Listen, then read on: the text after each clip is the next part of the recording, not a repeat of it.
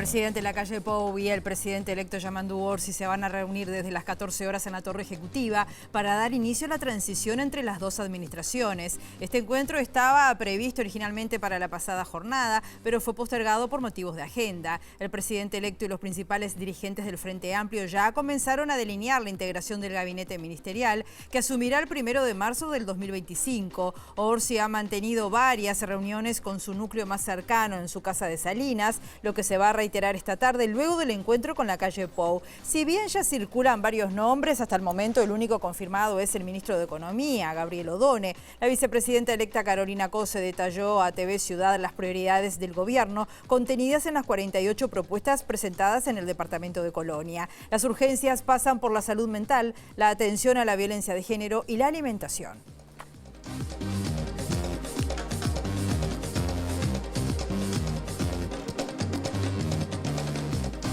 Hola, ¿qué tal? ¿Cómo están? Bienvenidas, bienvenidos a MBD Noticias. Comenzamos con la información con 21 grados hasta ahora, en una jornada que va a seguir con el cielo nuboso, cubierto, con precipitaciones aisladas y baja probabilidad de tormentas, según está anunciando Inumet. Los vientos soplando del este y sureste entre 10 a 30 kilómetros por hora, con rachas de 40 kilómetros por hora y una máxima anunciada de 24 grados. Viendo las cámaras del Centro de Gestión de Movilidad de la Intendencia de Montevideo, en Buenos Aires, entre Maciel y Alzheibar, hay un corte total. Atención allí. Luis Bonavita, entre Lecueder y 26 de marzo hasta las 9 de la noche habrá media calzada. Rodó entre Arimendi y Gaboto hasta las 17 horas, media calzada. Asunción desde Minas hasta Magallanes hay un corte total hasta las 5 de la tarde.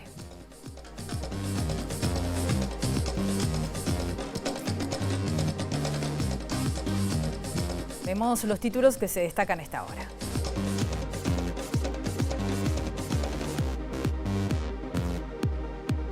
Los investigadores Nilo Patiño y Samuel Blixen, ganadores del Premio de Derechos Humanos en Periodismo del Movimiento de Justicia y Derechos Humanos de Brasil 2024, dijeron de que hubo un compromiso general de la fórmula electa para continuar la búsqueda de los detenidos desaparecidos y que desde su rol en las intendencias colaboraron mucho con la tarea.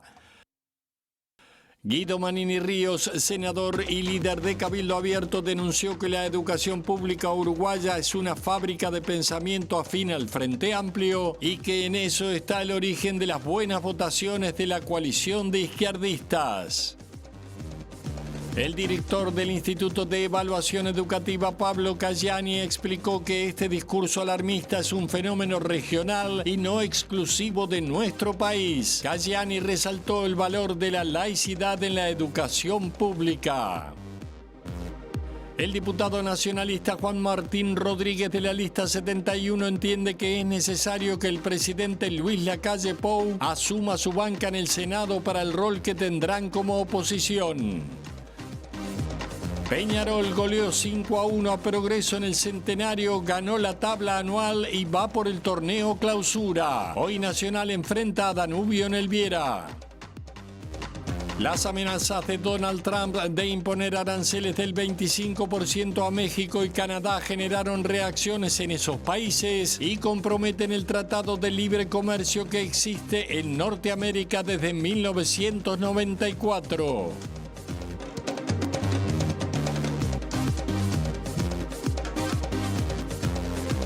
Varios los nombres de dirigentes o legisladores del Frente Amplio que han comenzado a manejarse como potenciales integrantes del futuro gabinete ministerial. Por el momento el único cargo confirmado es el del Ministerio de Economía, que estará a cargo del economista Gabriel Odone. El presidente electo Yamandu Orsi está manteniendo reuniones con los distintos sectores del Frente Amplio para ir definiendo a los responsables de las secretarías de Estado. La Diaria publicó algunos de los nombres que se están manejando, pero desde el entorno del presidente electo Yamandu Orsi se aseguró a MBD Noticias que aún no hay nada definido.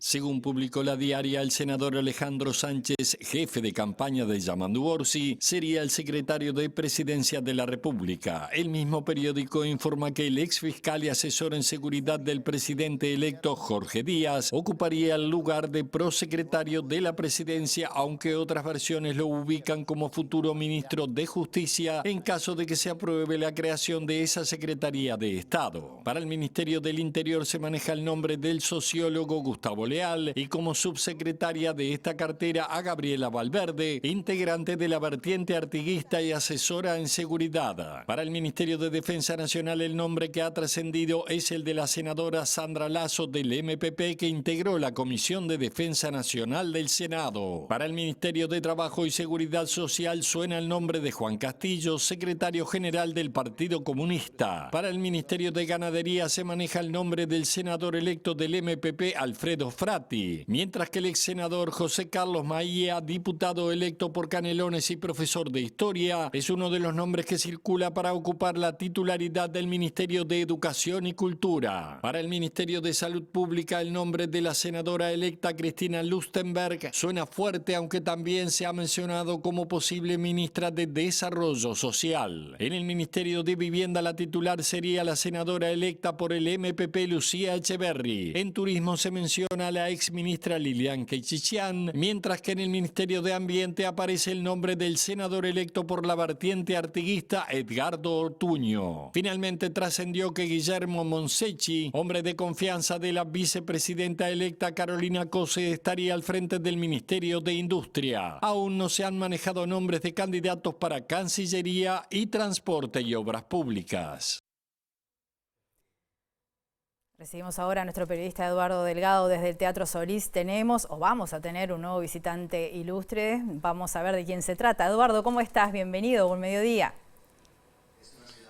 Un gusto saludarte, Rosina. Así es, hace apenas minutos comenzó la actividad en que se está declarando visitante ilustre de Montevideo al artista brasilero Paulinho Mosca, quien está celebrando además sus 30 años de carrera, con un concierto que realizará el viernes aquí en el mismo Teatro Solís. Esta actividad está haciendo en la sala del Mir Agustín y el concierto será en la sala principal del teatro. La historia de Mosca con Montevideo tiene muchos años, unos 20 años nada menos, y un profundo amor por esta ciudad, a tal punto de, por ejemplo, comentarte de que tiene tatuado el Palacio Salvo en uno de sus brazos y es el lugar donde de sus lugares preferidos en el mundo, donde mejor se siente y donde siempre llega a la ciudad y se hospeda.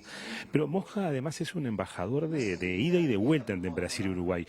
Ha divulgado la música de diferentes artistas uruguayos en Brasil, sobre todo en su programa de televisión Zombido, entre ellos Fernando Cabrera, Martín Buscaglia, Pedro Dalton, algunos de ellos presentes aquí para saludarlo y homenajearlo en este momento tan particular, pero también trayendo por primera vez a varios músicos brasileños a Uruguay. Entre ellos nada menos que Chico César y Celia Duncan. Está profundamente emocionado por este reconocimiento. Está presente el intendente de Montevideo, Mauricio Zunino, y la directora de Cultura, María Inés Ovaldía. Ahora está haciendo uso de la palabra el propio artista. Lo dejo con él. Justo después de mi divorcio, las canciones retrataban mi estado de tristeza, y en su gira yo cantaba con mucha dificultad y sin energía. Estaba en mi estado más paradójico y al mismo tiempo más original, porque soy un carioca melancólico. A veces más, a veces menos. Y durante mucho tiempo me sentí mal por eso, porque mis amigos y toda la gente de Río, donde nací y vivo con mi familia, esta gente está todo el tiempo en las playas, en los encuentros de samba, vibrando con el fútbol, bailando en las fiestas y festivales de todo tipo. Y yo, siempre con mis colecciones, con mis canciones, con mis fusiones, con mis confusiones, encerrado en mi habitación cuando joven, pero libre dentro del alma, incluso ahora que empiezo a envejecer. Conocí en Uruguay lo que pasé a llamar de melanco-libertad, una especie de libertación a través de la melancolía. Sí, la gente y el arte de Uruguay me liberó de me sentir mal con mi melancolía. Y finalmente la canción La Edad del Cielo, del increíble Drexler, me atrapó completamente en esta fase, porque me dijo: calma, calma, el tiempo y el beso van a durar. Eso fue muy fundamental para que yo empezara en este momento de epifanía, porque comprendí una letra en español. La verdad fue la primera vez que quedé atento y me sentí un poco ridículo, porque los brasileños son así, no son atentos a Latinoamérica. Y Cuando percibí que yo podría comprender una letra de música, eso fue muy mágico. Bien, estamos viendo allí a Paulino Mosca con esta declaración de visitante ilustre de Montevideo por parte de la Intendencia Capitalina, este hombre que hace años viene manifestando su gran admiración por nuestra capital. Vamos a seguir ahora con temas que tienen que ver con la política. La vicepresidenta electa de la República, Carolina Cose, detalló anoche aquí las prioridades del gobierno que va a asumir en marzo. Y tenemos una urgencia en salud mental, en violencia basada en género, en alimentación. Yo creo que en Colonia nosotros planteamos 48 prioridades y mi humilde opinión es que lo primero son esas 48 prioridades, ¿verdad? Por ejemplo, la inclusión educativa para la gente con discapacidad, me parece que es un tema urgente, la inclusión laboral para la gente con discapacidad, el aumento del 50% de las prestaciones, la tarjeta TUS y demás que se planteó, son prioridad. Ahí están las prioridades, ¿verdad? Algunas precisan procesamientos legislativos, otras no.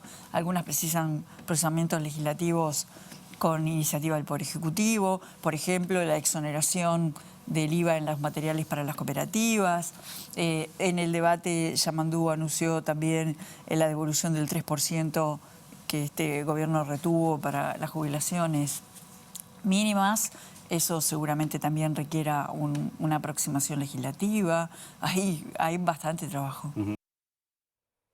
Y la vicepresidenta electa de la República, Carolina Cose, va a ser la tercera mujer en la historia que asuma como presidenta de la Asamblea General.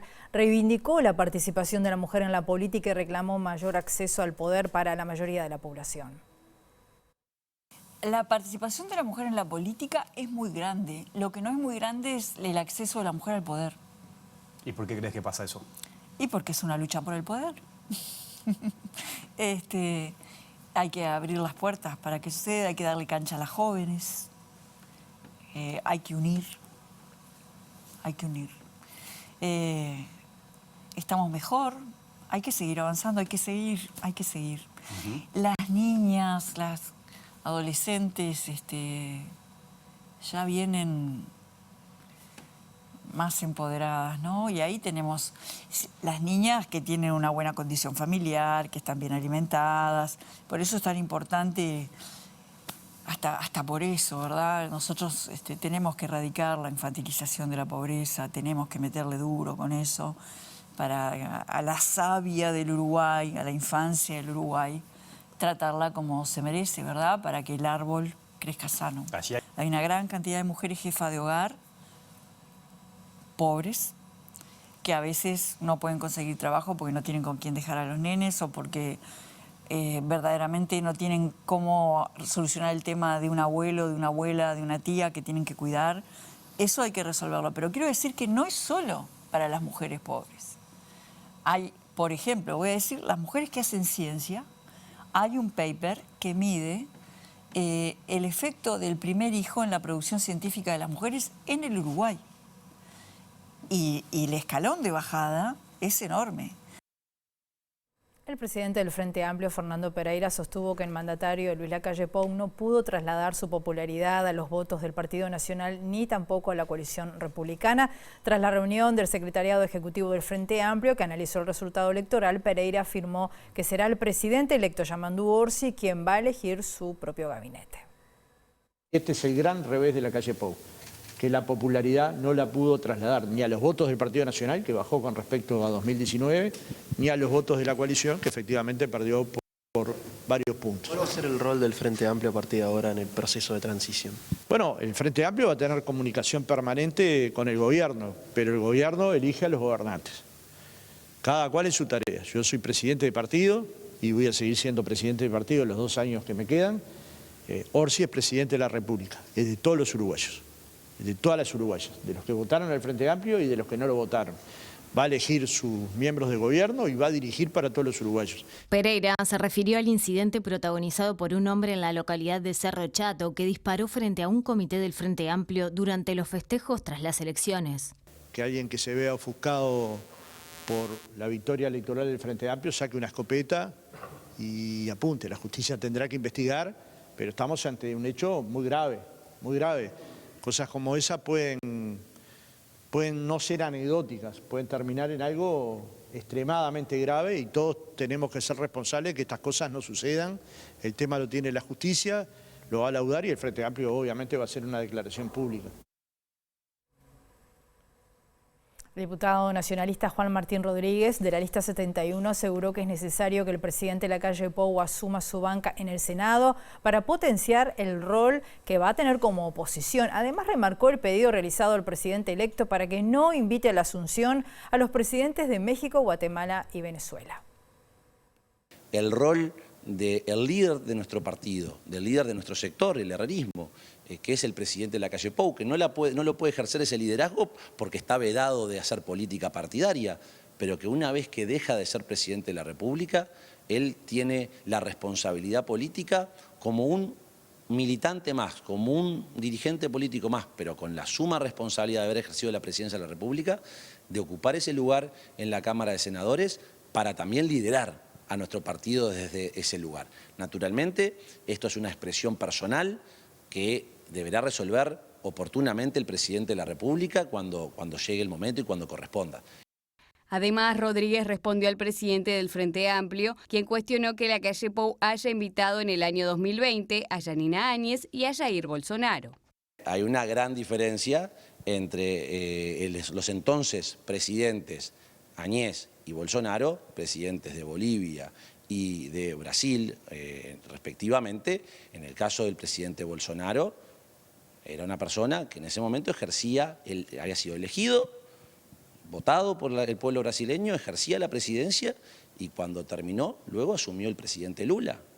O sea, no veo el problema. Y en cuanto a la señora Áñez, era la sucesora, en la línea de sucesión del presidente de la República de Bolivia, que había sido denunciado y que de hecho, recordémosle a Fernando Pereira, que el hoy presidente de Bolivia, el señor Arce, que era del sector político del entonces expresidente Evo Morales, hoy tienen problemas que se están dirimiendo en la justicia. El diputado reelecto por Cabildo Abierto, Álvaro Perroni, aseguró que no ha habido ningún tipo de intercambio acerca de si los partidos de la coalición republicana van a coordinar acciones como oposición en el Parlamento. También se mostró abierto a que la bancada de Cabildo Abierto negocie acuerdos puntuales sobre proyectos de ley con el futuro gobierno. No fue un golpe duro, no teníamos previsto perder las elecciones de la forma que perdimos. Evidentemente acá la pérdida de votos de Cabildo terminó haciendo que perdiera la coalición. Después en el funcionamiento, en la oposición de la coalición, no hemos tenido ni una reunión, no hemos tenido ni un intercambio, jamás se planificó absolutamente nada de esto, porque siempre se pensó que se iba a ganar y que íbamos a seguir gobernando. Habrá que ver cuáles son los planteos de los distintos referentes de los otros partidos, a ver cuál es su idea. Por lo pronto nosotros hemos dialogado dentro del partido y hay puntos que nosotros, bueno, que no pudimos llevar en el pasado, que probablemente vuelvan a estar arriba de la mesa y se buscará los distintos consensos. Yo entiendo que se va a dar la dinámica de que, bueno, de que el gobierno, al no tener esa mayoría de diputados, que empiecen a conversar con las distintas bancadas y distintos legisladores para buscar algunos tipos de acuerdo. Ser oposición por ser oposición en sí mismo, no me veo en ese papel, no me veo siendo el palo de la rueda. Consultado sobre el resultado electoral y la estrategia adoptada por la coalición, Perroni manifestó: las fórmulas de la coalición de gobierno, la fórmula de Partido Independiente, Partido Nacional, Partido Colorado, Cabildo Abierto, eran todos de Montevideo. No había ningún referente del interior. Entonces, fíjense que lo que hizo el Frente Amplio fue salir a recuperar votos en el interior, concentraron a Carolina Cosa en Montevideo y Yamandu Orsi en el interior, y las fórmulas de toda la coalición del gobierno eran todas de Montevideo. Guido Manini Ríos, senador y líder de Cabildo Abierto, quien no logró renovar su banca, dijo que la educación pública uruguaya es una fábrica de pensamiento afín al Frente Amplio y que en eso está el origen de las buenas votaciones de la coalición de izquierda. Hay una fábrica de pensamiento izquierdista que es la educación nacional y nadie puede soslayar ello y mirar para el costado. Claramente nuestros liceos, universidades, públicas me refiero, son fábricas de pensamientos afines a lo que electoralmente se transforma en el Frente Amplio, claramente. Y el que diga lo contrario, realmente creo que en su fuero íntimo sabe que tenemos razón en lo que estamos diciendo. En las aulas se induce o se lleva a políticas, muchas veces, habrá excepciones por supuesto, que terminan, generando votantes, digamos, más cercanos a lo que es el Frente Amplio que a lo que era la coalición. Ahí está el origen, me parece a mí, del aumento constante o de las buenas votaciones que va teniendo el bloque de izquierda elección tras elección. Y en relación a estas declaraciones del senador Guido Manini Ríos, estuvimos conversando con el maestro Pablo Cayani, que es el director del Instituto Nacional de Evaluación Educativa, para conocer su opinión. Cayani explicó que es un fenómeno de la región no exclusivo de nuestro país y resaltó la importancia y presencia de la democracia en nuestra enseñanza pública. Esto no es una cosa exclusiva de Uruguay, digamos. Hay un conjunto de ideas conservadoras o de derecha, depende de cómo quiera caracterizarlo, que está muy enfrentada a la educación pública porque entiende que la educación pública adoctrina. Básicamente es lo que señala. Yo creo que esto es un problema para las sociedades democráticas porque la función de la educación pública en los estados modernos tiene una función de construcción de ciudadanía que es claramente política, es decir, todos aprendemos en la escuela que en Uruguay es muy importante la democracia, que en Uruguay es muy importante administrar los disensos de forma respetuosa, respetando la opinión del otro, resolver las diferencias mediante elecciones, por ejemplo, digamos. Todo eso son ideas políticas que son diferentes a otras ideas políticas que hay en la humanidad que gobiernan en otros lados, digamos, que pueden ser que sea Dios quien define, ¿no? Las teologías o otros sistemas políticos. O sea que la educación sí transmite los valores de la sociedad. Resaltó a su vez el valor de la laicidad y el cumplimiento de la misma en los diferentes ámbitos de la educación. En Uruguay tenemos una perspectiva de la laicidad que afortunadamente es mayoritaria, que entiende que la laicidad es que los estudiantes accedan a todas las fuentes posibles, a todas las opiniones posibles, en un espacio de libertad como tienen que ser las aulas, y que luego hay conversaciones que son definiciones de los individuos, de las familias, de las comunidades, pero estamos muy lejos de una educación que adoctrine y produzca frente amplismo. Para conocer otras repercusiones de estos dichos de Guido Manini Ríos, vamos a recibir a nuestra periodista Juliana Perdomo. ¿Cómo estás, Juliana? Bienvenida, buen mediodía. Gracias, Rosina. Buen mediodía para todos. Nos encontramos en FENAPES para seguir en tema y abordar las recientes declaraciones del líder de Cabildo Abierto, y estamos con Emiliano Mandasen, el dirigente del sindicato. Muchas gracias por estos minutos. Bueno, ¿qué impresión se toman de estas declaraciones que también hablan de proselitismo político en las aulas? Bueno, primero yo creo que hay que enfrentar las derrotas con un mínimo de dignidad.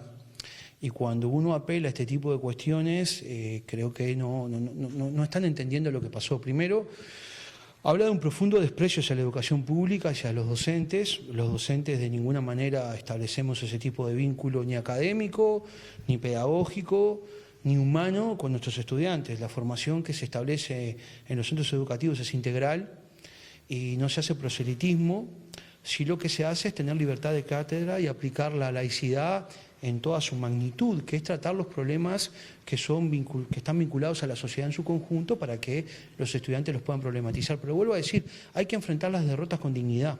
Y me parece que lo que falta acá es dignidad en la derrota. Hay que hacerse cargo. Por ejemplo, nosotros nos gestionamos el Ministerio de Vivienda e hicimos del Ministerio de Vivienda un lugar de clientelismo puro y duro cuando hay miles y miles de uruguayas y uruguayos que no tienen vivienda digna. Parece que esa es la primera autocrítica.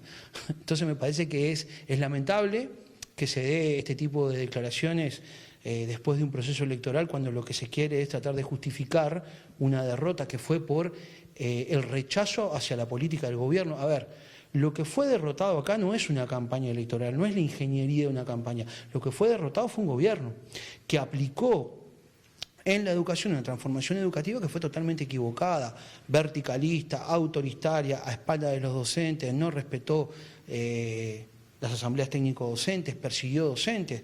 Una de las primeras cosas que tiene que hacer la nueva administración, que esperemos que lo haga, es, por ejemplo, retirarle la sanción a los compañeros de San José, que fue la primera decisión de este gobierno, fue perseguir a los docentes. Entonces me parece que es un profundo error y vuelvo a decir, falta de dignidad ante la derrota. Hay que tener dignidad en la derrota. Y bueno, después creemos que se abre ahora un momento de esperar. Nosotros entregamos propuestas que fueron recibidas en su momento en una actividad de la CCEU con respecto a nuestra plataforma programática. Actores del gobierno electo lo tienen, ahora vienen tiempos donde el presidente electo elige su gabinete, hay todo un proceso que bueno, que se da en los tiempos propios de un gobierno que empieza a constituirse, a construirse, y esperaremos que ser convocados en algún momento. Tenemos confianza que va a ser convocada la coordinadora a dialogar sobre determinados elementos que nos parecen importantes para revertir los aspectos más regresivos de esta transformación educativa. Pero nosotros estamos en ese rol. Propuestas, trabajar, mejorar las condiciones de trabajo nuestras y, lógicamente, las condiciones de aprendizaje de los estudiantes. ¿Creen que estas declaraciones de Manini tienen relación directa con las que manifestaba días atrás el presidente del Frente Amplio? Él decía que con este gobierno de Orsi van a volver a tener voz y voto los docentes, lo que no pasó con la coalición. Yo creo que el papel con letra no muerde. Yo creo que el gobierno y la coalición conservadora, siendo generoso, debería leer desde otro lugar su derrota. Me parece que las declaraciones que hace el presidente del Frente Amplio es una cuestión que está en el programa de gobierno del Frente Amplio, que es volver a la participación de los docentes. ¿Cómo los docentes no van a poder hablar de educación? Es increíble. O sea, creo que los mecanismos sobre los cuales se va a dar, volver a los desconcentrados, a los organismos colegiados, es sumamente sano para la democracia y para la construcción democrática de una educación que asegure el acceso democrático al conocimiento, cosa que la transformación educativa no hacía. El resto son fuegos artificiales para la tribuna y vuelvo a decir, yo creo que en la derrota hay que tener dignidad y buscar elementos de fondo y hacer autocrítica con respecto a algunos manejos. Vuelvo a decir, a su partido le tocó manejar el Ministerio de Vivienda y a las pruebas me remito. Se hizo una transformación educativa a espaldas del gremio docente. Se estableció una reforma en la seguridad social que lo que hace es pagar el ajuste en el lomo de los trabajadores. Y bueno, lo que fue derrotado el otro día en el ciclo electoral fue un gobierno, no fue un problema de campaña o de ingeniería de campaña. Es un gobierno que la gente no le vuelve a dar confianza porque, de alguna manera, muchos de sus elementos estructurales fue hacerle pagar a los trabajadores el costo de transferir más de 2.000 millones de dólares a los sectores más ricos de este país. Vamos a discutir en esos términos. Me parece que lo que tiene que hacer la coalición conservadora derrotada es hacer otro tipo de lectura. Seguir en ese ataque, en esa lógica del FAPIT. Si hay una cosa que comprobó esta campaña electoral, que el concepto de FAPIT no existe. O sea, el movimiento sindical tiene un rol, el gobierno tiene otro, y bueno, después se sentarán a dialogar y a conversar con aspectos que hagan, me parece a mí, al bienestar de las grandes mayorías. Pero el resto me parece que es infelices declaraciones, desconoce la historia de la educación pública uruguaya, del movimiento sindical en su conjunto, de la pedagogía en el Uruguay, y bueno, eso se puede subsanar teniendo dignidad y leyendo. Muchísimas gracias. Gracias a ustedes. Bueno, Rosina, allí las palabras de Emiliano Mandás en FENAPES a propósito de las recientes declaraciones de Manini Ríos. Muchas gracias, Juliana. Vamos con otros temas. Los investigadores Nilo Patiño y el periodista Samuel Blixen, ganadores del Premio de Derechos Humanos en Periodismo del Movimiento de Justicia y Derechos Humanos de Brasil 2024 por el libro Desaparecidos en busca de la verdad, dijeron que el próximo gobierno tiene la posibilidad de dar un cambio cualitativo en la búsqueda de información. Reclamaron voluntad política del Estado para acceder a los archivos militares. Según lo que señalan, es el camino más corto para saber la verdad. Patiño confirmó que hubo un compromiso general de la fórmula electa para continuar con la búsqueda, expresado en la reunión con la Organización de Madres y Familiares de Detenidos Desaparecidos. Nosotros insistimos en el libro de que hay una vía directa, que es buscar en los archivos, es decir, si se pudiera acceder a los archivos, ahí va a estar la información. Pero como eso no ocurre, es decir, tú tenés ese trabajo sacrificado de los antropólogos forenses de estar escarbando centímetro por centímetro, pasa un año sin tener resultados y bueno, cada vez que tienen un resultado es una confirmación de que están en el buen camino. El camino corto de buscar la información está en las Fuerzas Armadas, no hay otro lugar donde buscar y en los organismos como la Dirección Nacional de Información e Inteligencia, que tiene muchísima información y nunca se ha profundizado eso.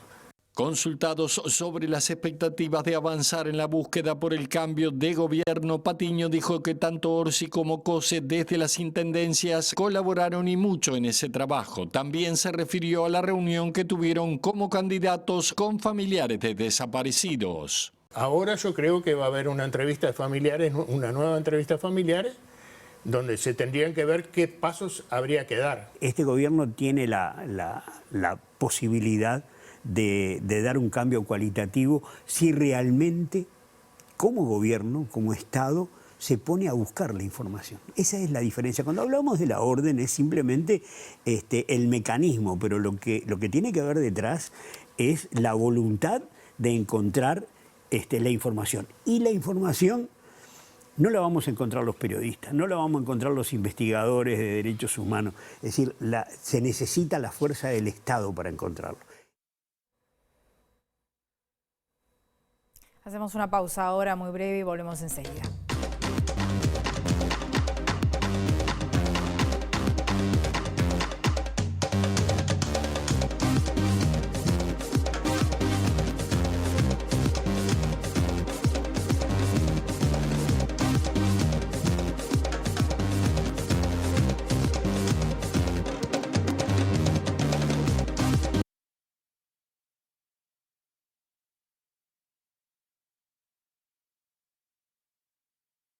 Acá, en este ahora, en este punto, yo quería no salir nunca más. Pero la eternidad está justamente en lo que sentimos en los momentos. Entonces, lo que siento ahora es la eternidad pura. Muchas gracias por eso. Não somos mais que uma gota de luz, uma estrela que cai, uma fagulha tão só na idade do céu. Não somos o que queríamos ser, somos um breve pulsar em um silêncio antigo com a idade do céu. Calma, tudo está em calma. Deixe que o beijo dure, deixe que o tempo cure, deixe que a alma tenha a mesma idade que a idade do céu.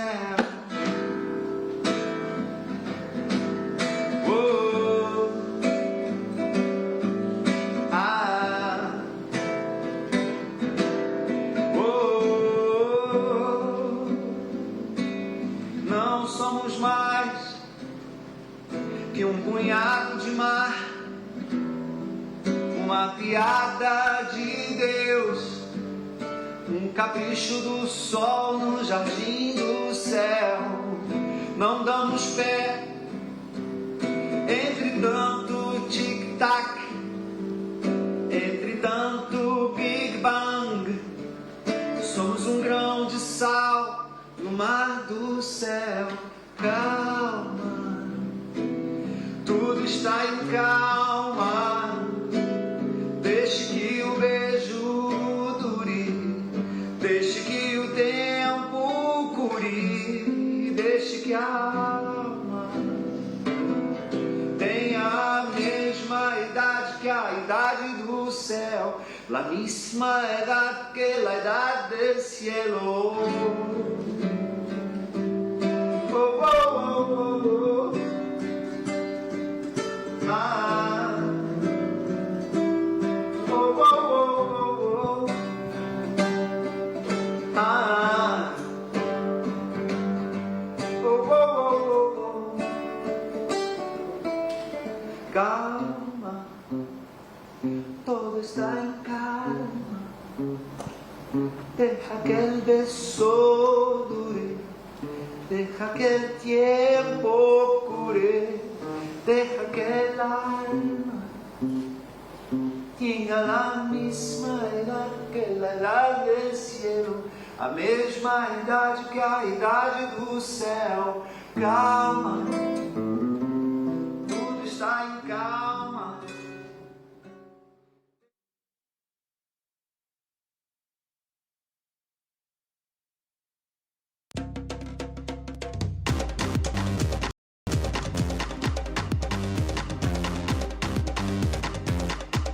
Segundo bloque de MBD Noticias, continuamos con la información con 21 grados y le contamos que la Asociación Uruguaya de Agencias de Viajes solicitó postergar el inicio de clases del año próximo para el lunes 10 de marzo en lugar del miércoles 5 de marzo. Esto debido a que esa fecha cae justamente en medio de la semana de carnaval y desde la gremial argumentan que si las autoridades educativas mantienen el criterio, el sector turístico va a sufrir importantes pérdidas económicas. Las clases comenzarían el miércoles de semana de carnaval.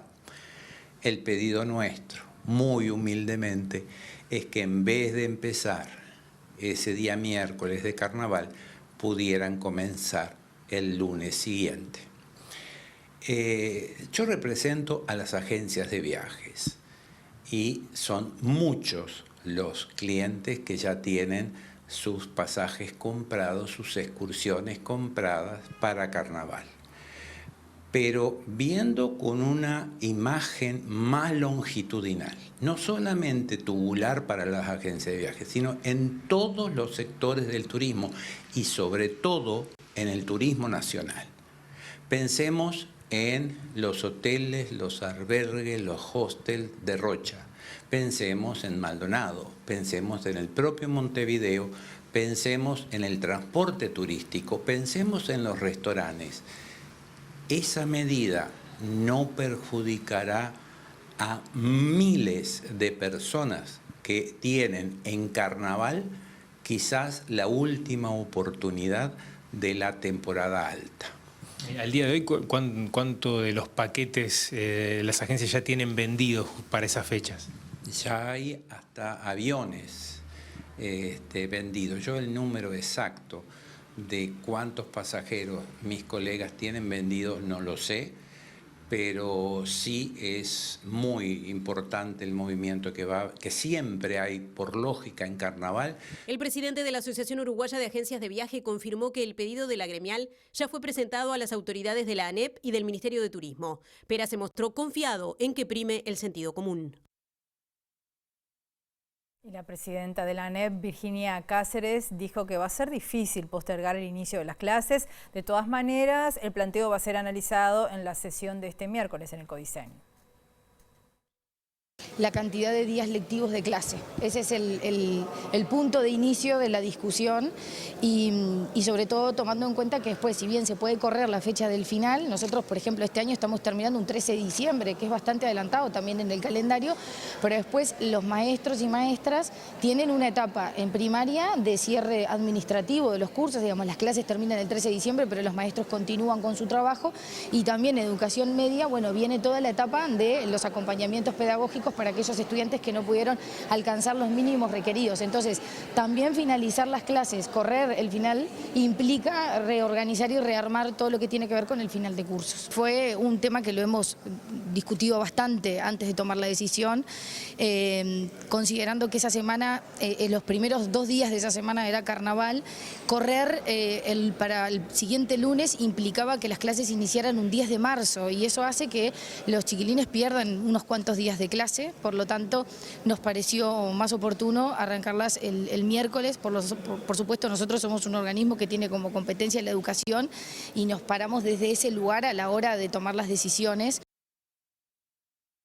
Varias facultades de la Universidad de la República crearon un laboratorio de participación que promueve justamente la participación social y el debate en temas de interés público. La herramienta se llama Participa y busca identificar puntos de acuerdo entre personas con posiciones opuestas. En esta oportunidad, la consulta se realizó sobre el plebiscito de la seguridad social y se recogieron 937 opiniones con diversidad de enfoques y matices.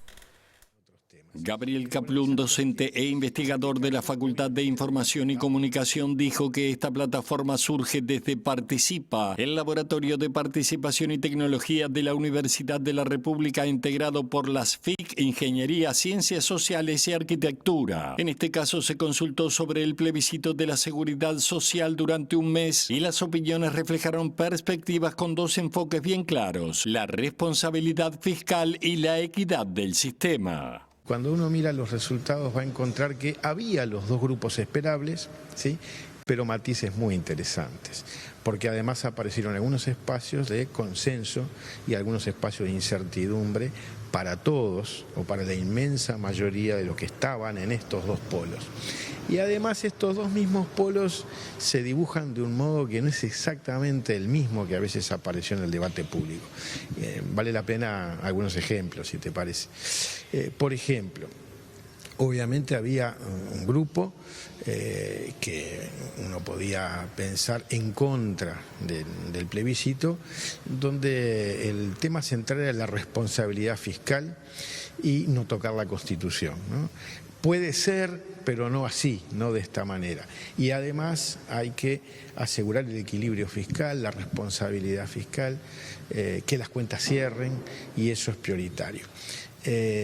Pero sin embargo, y acá viene uno de los puntos interesantes, admitiendo puntos de vista del otro grupo. Por ejemplo, un acuerdo muy fuerte entre todos es un ingreso mínimo, una pensión mínima para todo el mundo. Ese es un punto de acuerdo fuerte. Después, otro de los puntos interesantes, y acá conviene ver el otro grupo, el otro gran grupo. El otro gran grupo ponía su acento en la justicia social, en la igualdad. La Asociación de Críticos de Cine del Uruguay emitió un comunicado en el que celebra la iniciativa de mejorar las condiciones de preservación del acervo audiovisual uruguayo, pero a su vez cuestiona algunos aspectos del proyecto de ley de patrimonio audiovisual que se propuso desde la Agencia del Cine y el Audiovisual del Uruguay. La declaración sostiene que la medida no pone en consideración que el acervo de casi 20.000 películas en fílmico de Cinemateca Uruguaya es el principal y más abultado del país. Nuestra única preocupación es que el proyecto fue concebido, a nuestro entender, en forma un poco apurada y además sin la participación de todos los agentes, dejando pasar un montón de cosas que pueden llegar a ser un problemón. Una de ellas es que es bastante delicado concentrar, como propone el proyecto, todo el patrimonio fílmico en un archivo común, cosa que por supuesto tiene varias conveniencias, pero entraña también un peligro. Es decir, todos sabemos que haciendo eso, el patrimonio va a quedar en manos del Estado y eventualmente de las idas y venidas de distintos gobiernos. Nosotros teniendo ejemplos en países vecinos como en la Argentina de Milei o el Brasil de Bolsonaro, donde no solo descuidaron el patrimonio, la cultura cinematográfica locales, sino directamente los atacaron, ¿no? Que eso entraña, digamos, eso implica un peligro. Muy especialmente, nuestra preocupación principal es lo que es la situación de Cinemateca Uruguaya, que increíblemente no participó en la redacción del proyecto. ¿Cómo alguien va a hacer un proyecto así sin coordinarlo con el mayor archivo que hay para justamente buscar las soluciones que aparezcan? Vamos a la pausa viendo y escuchando a Paulinho Mosca, que acaba de ser declarado visitante ilustre en la Intendencia de Montevideo.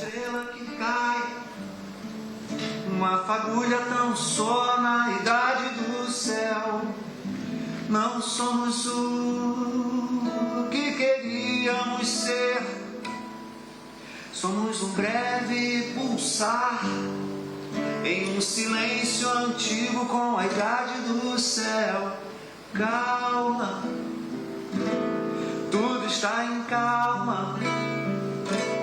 Deixe que o beijo dure. Deixe que o tempo...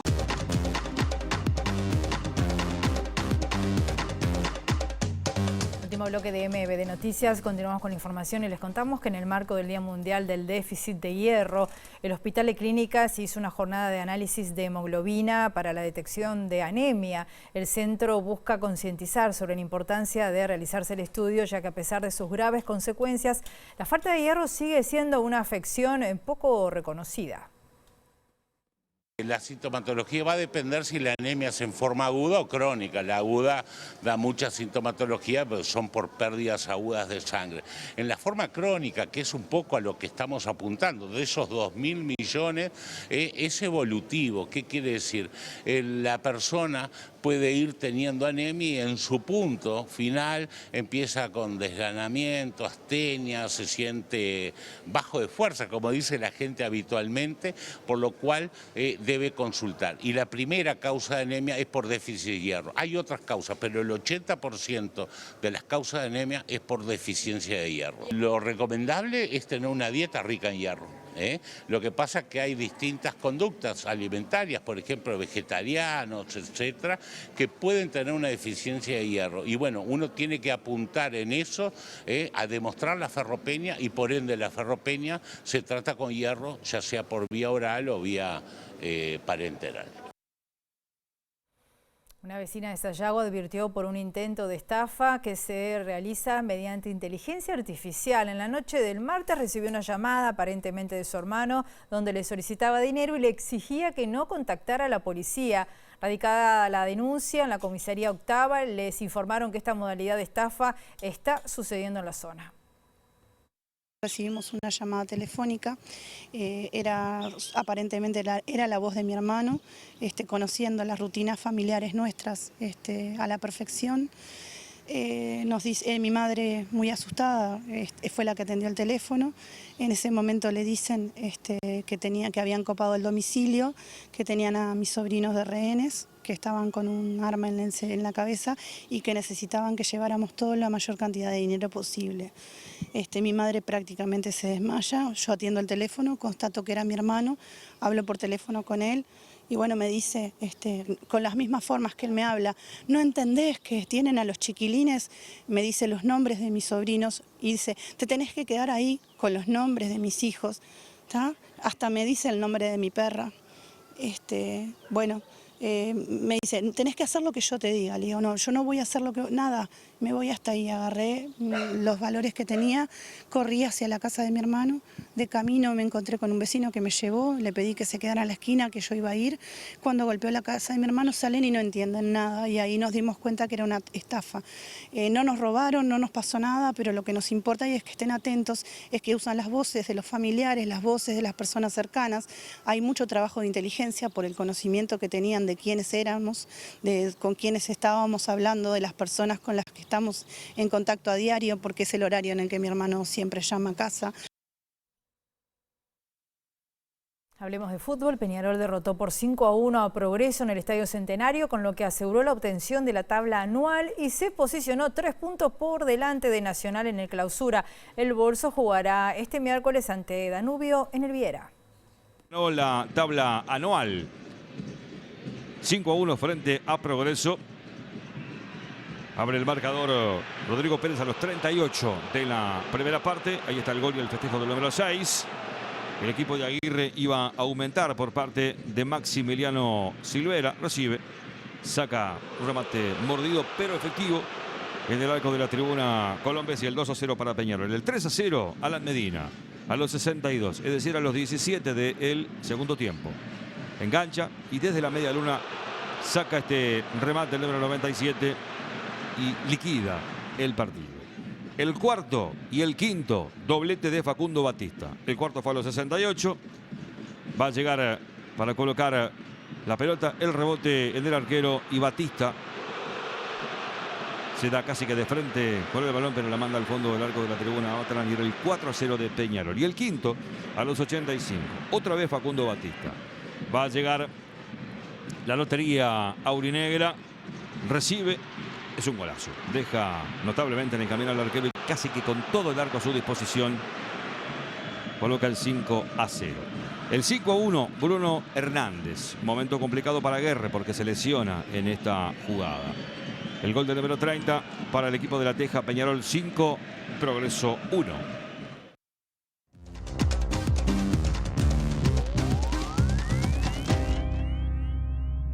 Amenazas de Donald Trump de imponer aranceles del 25% a México y Canadá y las reacciones iniciales de estos dos países a los planes del presidente electo estadounidense prometen dinamitar el Tratado de Libre Comercio que existe en Norteamérica desde el año 1994 tras la reacción inmediata de ambos socios a esta propuesta. Usted debe estar al tanto también del tráfico ilegal de armas que llega a mi país desde los Estados Unidos. El 70% de las armas ilegales incautadas a delincuentes en México proviene de su país. Las armas no las producimos nosotros. Las drogas sintéticas no las consumimos nosotros. Los muertos por la delincuencia para responder a la demanda de drogas de su país, lamentablemente lo ponemos nosotros. La presidenta de México, Claudia Sheinbaum, respondió este martes a través de una carta a las renovadas amenazas del presidente electo Donald Trump, quien aseguró que desde el primer día de su mandato impondrá radicales aranceles a este y a otros países en represalia por el tráfico de drogas y la crisis migratoria que se vive en la frontera entre ambas naciones. La mandataria mexicana afirmó que no es con amenazas ni con aranceles como se va a atender el fenómeno migratorio ni el consumo de drogas en Estados Unidos y advirtió que a un arancel de Trump su propio gobierno podría responder con otro, lo que terminaría afectando a las empresas que operan en los dos países, cuya supervivencia quedaría en riesgo frente a nuevos impuestos que además provocarían inflación y desempleo en ambas economías. En Canadá, el primer ministro Justin Trudeau ha programado para este miércoles una reunión de emergencia con todas las provincias del país en la que se tratará de acordar una estrategia para responder al presidente de Estados Unidos, y el temor en Canadá es que incluso unos aranceles del 10% le costarían a la economía canadiense alrededor de 1% de su PBI, equivalente a unos $30.000 millones, y que un 25% sumiría a Canadá en una profunda recesión. Vamos a Torre Ejecutiva, está nuestra periodista Juliana Perdomo para esta hora. En algunos minutos va a estar comenzando la reunión entre el presidente electo, Yamandu Orsi, y el presidente actual, Lacalle Pou. Juliana, contanos. Sí, exactamente, Rosina. Está previsto que en minutos arribe aquí a Torre Ejecutiva el presidente electo Yamandu Orsi para tener el primer encuentro con el mandatario Luis Lacalle Pou para comenzar la transición de forma ordenada y también transparente, como lo han transmitido los jerarcas en las últimas horas de presidencia de la República. Informarles que además está previsto que se discuta acerca de la participación de Orsi en la cumbre del Mercosur, que se va a desarrollar el 5 y el 6 de diciembre, ya que Lacalle Pou ha trasladado la voluntad de que él lo acompañe en esa instancia. Comentarles que está previsto que luego que arribe Yamandu Orsi aquí, nos traslademos con los colegas al piso 1 de Torre Ejecutiva, donde allí se brindará una conferencia de prensa terminada este encuentro por parte de Orsi, no así del presidente Luis Lacalle Pou. Así que seguramente tengamos todos los detalles en la edición central de lo que pase aquí y lo que resulte de este encuentro, donde empieza la transición de gobierno. Muchas gracias, Juliana. Nosotros nos vamos, volvemos a las 18:55 con la edición central de MBD Noticias, o mañana a las 8 la primera edición. Que pasen bien, hasta luego.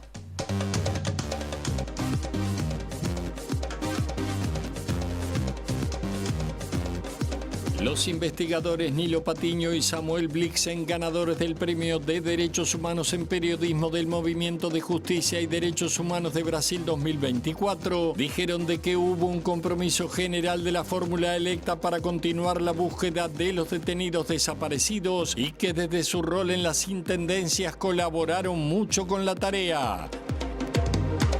Guido Manini Ríos, senador y líder de Cabildo Abierto, denunció que la educación pública uruguaya es una fábrica de pensamiento afín al Frente Amplio y que en eso está el origen de las buenas votaciones de la coalición de izquierdistas. El director del Instituto de Evaluación Educativa, Pablo Cayani, explicó que este discurso alarmista es un fenómeno regional y no exclusivo de nuestro país. Cayani resaltó el valor de la laicidad en la educación pública. El diputado nacionalista Juan Martín Rodríguez de la lista 71 entiende que es necesario que el presidente Luis Lacalle Pou asuma su banca en el Senado para el rol que tendrán como oposición. Peñarol goleó 5-1 a Progreso en el Centenario, ganó la tabla anual y va por el torneo Clausura. Hoy Nacional enfrenta a Danubio en el Viera. Las amenazas de Donald Trump de imponer aranceles del 25% a México y Canadá generaron reacciones en esos países y comprometen el Tratado de Libre Comercio que existe en Norteamérica desde 1994. Desde las 14 horas en la Torre Ejecutiva está convocada la postergada reunión del presidente de la República, Luis Lacalle Pou, y el presidente electo, Yamandu Orsi, que será el puntapié inicial de la transición de gobierno.